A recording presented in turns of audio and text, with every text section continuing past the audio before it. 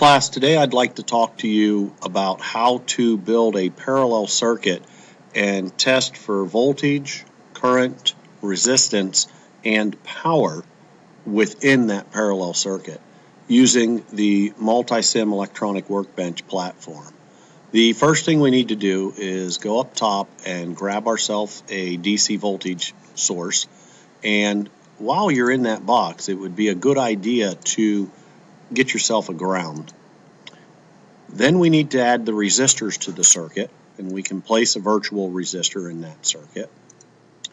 We'll get another virtual resistor. We'll only do a 2 resistor circuit this time, so you can get the idea of what you need to do by just using 2 resistors. I like to keep everything so they look uniform and even. It makes it much easier for us to troubleshoot and build our circuits when we do that. The next thing we'll need to do is wire the circuit, and I like to come up here and give myself lots of room with my wiring as I hook everything together. That way when I get to the testing part of it, I can get my meters in there and I don't have to worry about it being so close together. Connect this to the center, connect this to line 2, and then we connect our ground. The next thing I'll do is go back and change my voltage source so that I do have 20 volts. And over here, I'll change this to my 4.7 ohm, so I have my resistance value. Now I'm ready to come and grab my multimeter and do some testing. The first thing I want to test for is my total resistance of my circuit. I'll put my multimeter in, and remember, when I'm checking for resistance, the ohm meter also acts like a power supply, so I want to make sure there's no way that the 2 power supplies can buck against each other. Double click on it and then set my meter up to measure resistance. Turn power on, and you will see that my total circuit resistance is 824.561 ohms. Now I'll turn my circuit back off, and while I'm in this configuration, it makes perfectly good sense for me to check my current. So let's check the current, and all I do is that. I disconnect from the negative, connect it to the top of the batteries, the power supply, change this to current, amps, and now I can measure that. The total amp draw of my circuit is 24.254 milliamps. Now, you may make the exact same mistake that I did by seeing the negative sign here. The way we correct that problem is we just come out here and reverse these meter leads. It's because I did not follow polarity on my meter, and I came up with a negative current reading. As soon as I correct the polarity of the meter, it then goes back and it is now a positive amp reading. So not a big deal, but for those of you that want to see that positive, that's where it comes from. The next thing I want to do is check the voltage across my resistors, and if you can see, they are wired in parallel, so the voltage is the same. Now I do need to reverse these, and I'm going to hook this right up to here, and I'm going to take my battery and reconnect it over here, and then I'm going to connect it over there. I'm going to change my meter back to voltage, and you will see that the voltage reading is now 20 volts, which is what I'm supplying.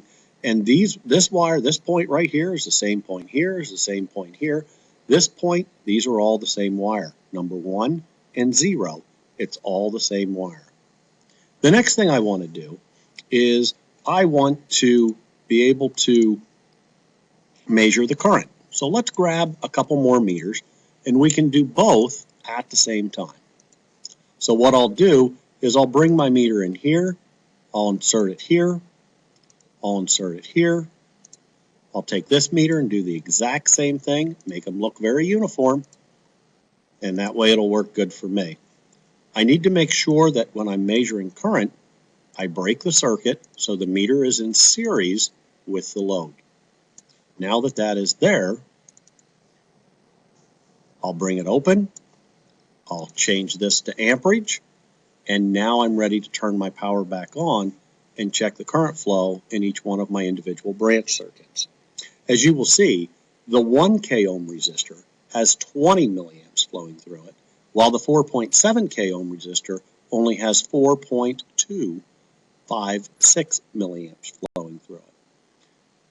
The closer we get to 0 ohms, the more current that we will have flow.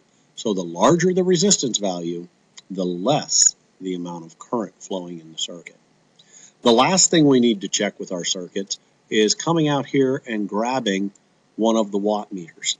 And we need to make sure that that is going to be hooked up and wired correctly. The easiest thing to do at this point is just to delete these meters when dealing with a parallel circuit to where we only have one meter. And whoops, we'll go back, we'll put our circuit back together, make sure all of our connections are made.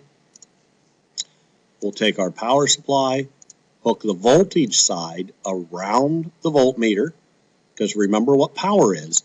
Power is voltage times current is equal to power. We can open that up and look at it. And power and watts are the same thing, by the way. So if you got a little confused with that, hopefully I can clear that up for you. We hook the current meter up just like we did the last time, and we cut that out, and now we can turn the power on. And now we can see that the current flow through R1 is 400 milliwatts. Turn the power back off, disconnect here,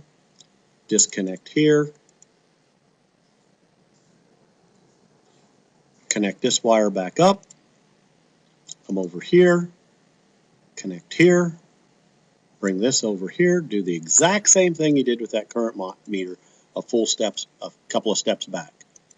Turn it back on, and presto, 85.106 milliwatts. And that's how you do that.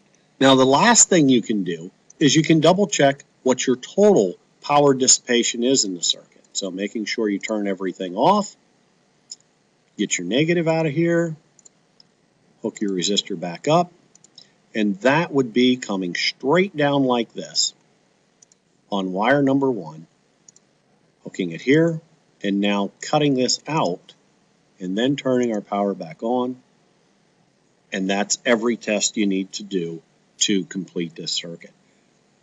On the next circuits, 2 through 5, I want you to do the exact same procedure and then show me your results. I hope this helps. Thanks for watching.